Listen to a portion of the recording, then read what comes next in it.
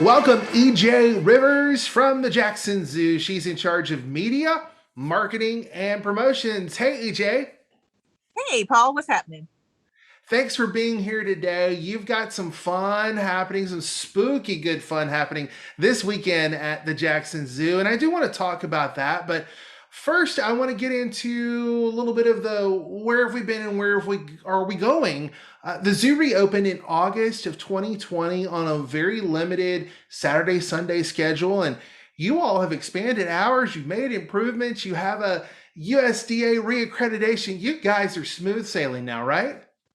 Pretty much, we're still recovering from not just the management transition and the relicensing, but also the pandemic as well.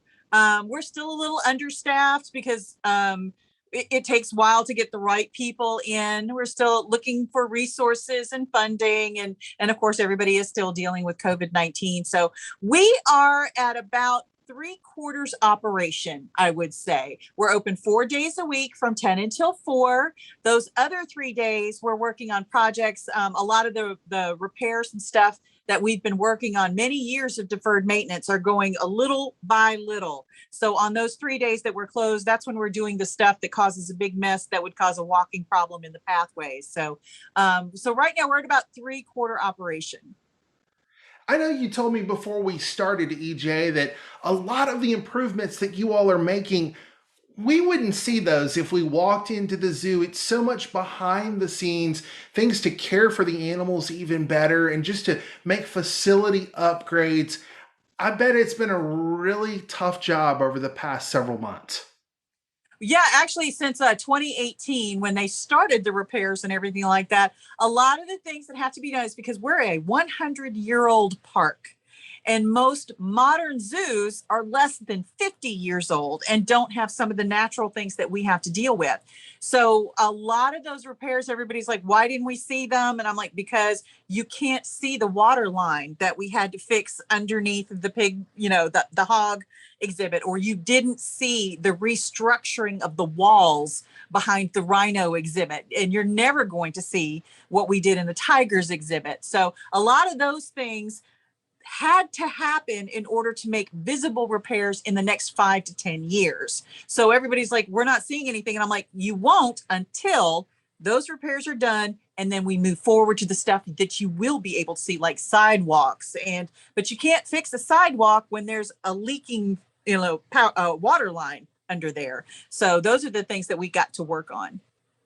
Yeah, the zoo has been under the leadership of the City of Jackson Parks and Recreation Department. But those of you who have stuck around and been with the zoo all this time, I'll just say this personally: it is commendable the hard work and dedication that you all have shown to our zoo. Like you said, 100 years old. I mean, this is a treasure for the city of Jackson. Absolutely. I don't think people realize we're one of the oldest zoos in the country as far as land goes. And it was started by the fire department, one of the first fire departments in the city of Jackson. And one of the things that's been so challenging for us is taking a park that was started in eras ago, like totally different eras, and moving it into the modern world. Since the 80s, we've been trying to modernize how we do things with species survivals programs through both the ZAA, who is our accreditor, and the AZA.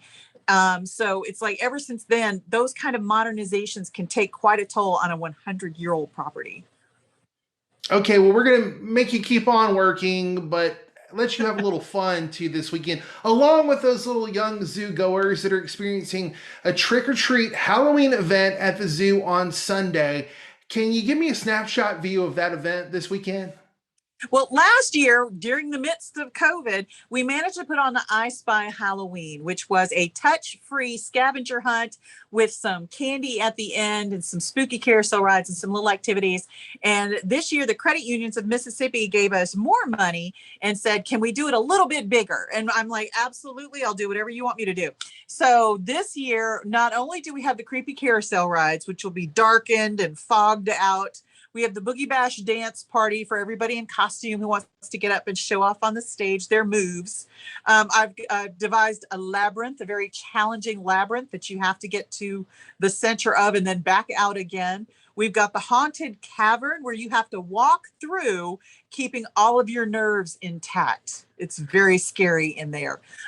Plus, we also have the jelly bean jackpot, which is my personal favorite. When you're a kid and you see a huge container filled with jelly beans, you just want to take it home. And people are going to have 3 chances to guess the number of jelly beans, and then they get to take the entire cart. They get to take it home. We've also got a $50 gift certificate, a Visa gift card from statewide federal credit union for parents, because Halloween should be for grown-ups too. And at the very end of it, once you've gone through the scavenger hunt and answered the questions from the Jay-Z Keepers, their AZAC chapter here, you'll get a coin, and you take your coin up to the front, and there is trick or treat row where all 8 of my credit unions are going to be there handing out candy so that everybody gets that trick or treat feel. And I'm sorry, parents, but we are going to let your children go home with a bag full of sweets. You better mention those credit unions too. They've been so generous to sponsor you for this event. It's 12 to 4 on Sunday at the Jackson Zoo. Who are those fine folks? The first one is Century First Federal Credit Union, ComFirst Federal Credit Union, Eagle Express Federal Credit Union, Jackson Area Federal Credit Union, Keesler Federal Credit Union, River Trust Federal Credit Union, Statewide Federal Credit Union, and Members Exchange Credit Union. So they've supplied all the goodies, all the treats, all the decorations.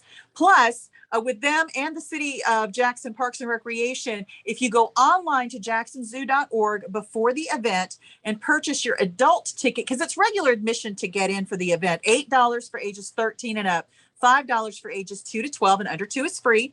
But if you go online and pre-purchase your adult tickets, each adult purchase can get up to 4 kids in for free, courtesy of the credit unions and the City of Jackson. On a mission to educate and entertain and enrich our lives at the Jackson Zoo. We're going to put links to this weekend's event and how to get tickets in our show notes. Media, events, promotions, and a whole lot more. She does it all. EJ Rivers, thanks so much for being here today. Paul, thanks for the invitation.